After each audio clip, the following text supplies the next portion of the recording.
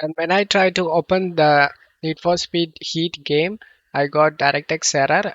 Let's fix this, guys. Select the OK option.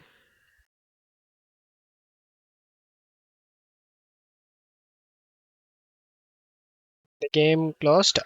Go to search menu and type registry editor. Click on open it and select yes.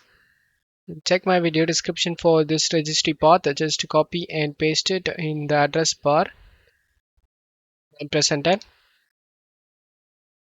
Make sure you selected GraphicsDrivers. On right side, right click on blank area and select new and select deboard 32-bit value. Just copy this text in my description.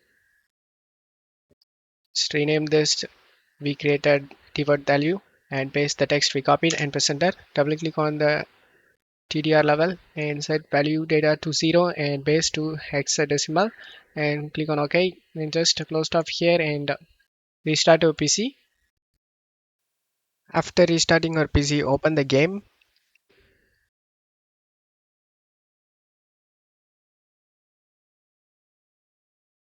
And as you can see, we fixed the DirectX error.